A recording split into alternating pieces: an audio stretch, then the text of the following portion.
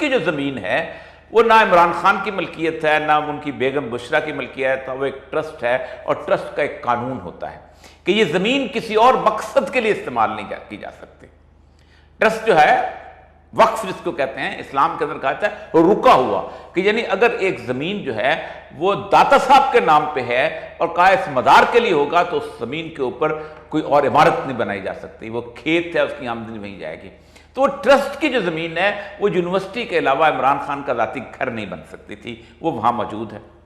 आप चाहें तो 400 एकड़ ज़मीन जो है एक असेंबली में करारदाद पास करें और उस ज़मीन को कहें कि ये ज़मीन जो है बल्क रियाज की जो थी हम काबू करते हैं। ये एक।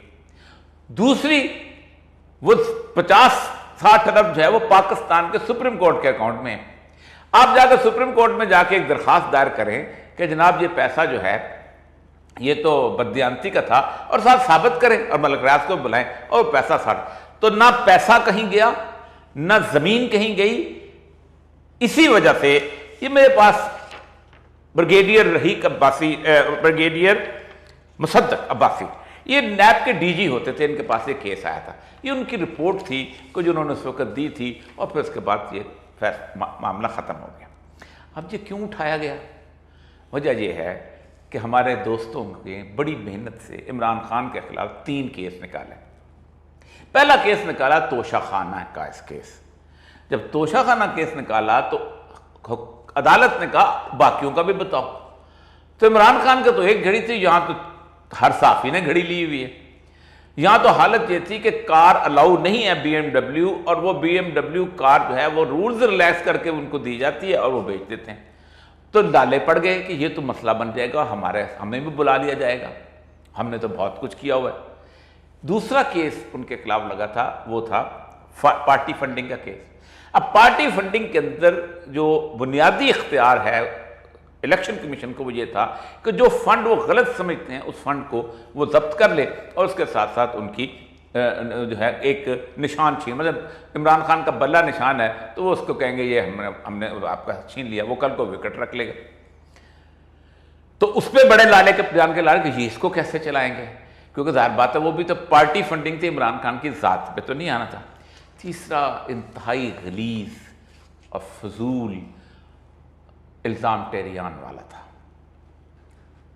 यानी आप अंदाज़ा करें इसमें हमारे उलमा तक शरीक हुए। ठीक है, एक आदमी जो है उसकी ज़िंदगी जैसी भी गुजरी है, उसकी ज़ाती ज़िंदगी इस तरह भी गुजरी है, लेकिन ये भी कोर्ट ऑफ लॉ में साबित नहीं किया। मैं उसमें सफाई देना चाहता हूँ कि सफाई इमरान खान का काम कोर्ट ऑफ लॉ में साबित नहीं होता था, क्योंकि इसके लिए सबसे पहले पाकिस्तान में टेरियान को आना पड़ता था कि उसको दावा करना पड़ता था ये मेरा बाप है, ये मुझे मानता नहीं।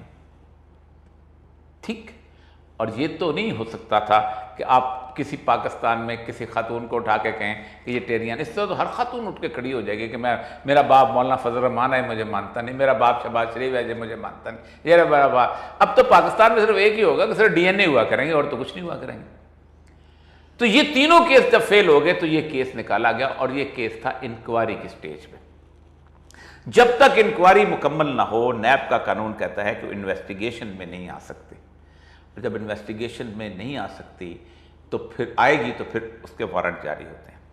इस केस को उठाया गया सिर्फ ये बताने के लिए कि इमरान खान के खिलाफ हम एक बददियानती और करप्शन का केस करते हैं। करप्शन वहाँ होती है कि जहाँ ये 60 अरब इमरान खान के पास होते हैं, ये 60 अरब पाकिस्तान की हुकूमत के पास हैं।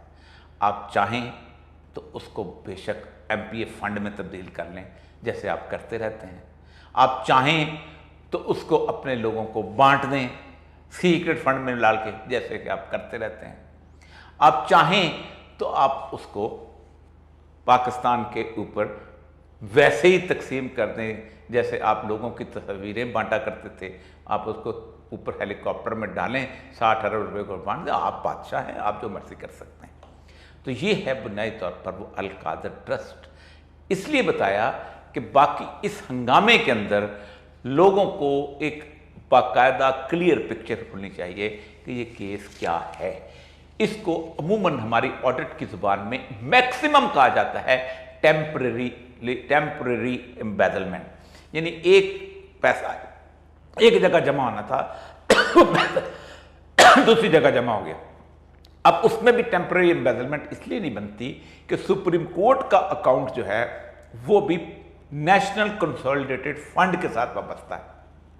सुप्रीम कोर्ट का अकाउंट हो या कोई और अकाउंट हो, उसमें एक दफा पैसा जमा होकर निकाला नहीं जा सकता, वो पार्ट ऑफ द बजट बन जाता है और उसके अंदर बाकायदा अप्रूवल ली जाती है गवर्नमेंट ऑफ पाकिस्तान की, पार्लियामेंट की, कि ये पैसा हमारी आमदन में शो हुआ है, जुर्मानों की आमदन में। जिस तरह आप रोज आपको चालान होता है, उस चालान के पैसे इकट्ठे होते हैं और ये नहीं होता कि वो गले में से पैसे निकाल के सेक्रेटरी एक्साइज या एसपी जो है वो खर्च करता ना, वो उसको पाकिस्तान के अकाउंट में जमा कराता है और बजट में वो आमदन में शो होता है। तो ये पैसा 60 अरब पाकिस्तान की आमदन में शो हुआ है, लेकिन पाकिस्तान का कोई सहाफ़ी आपको ईमानदारी के साथ इस पर तबसरा करता नज़र नहीं आएगा। जिसने गवाही छुपाई या सच छुपाया, अल्लाह के रसूल सल्लल्लाहु अलैहि वसल्लम ने उस पर बहुत वईद सुनाई है।